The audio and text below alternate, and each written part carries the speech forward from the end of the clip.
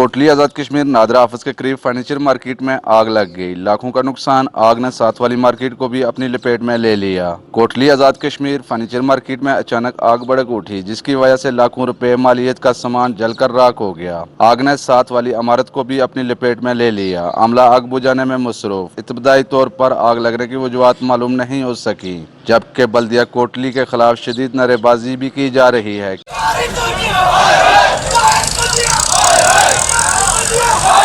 Cameraman team के साथ M खुशहाल शरीफ, कोटली आज़ाद कश्मीर।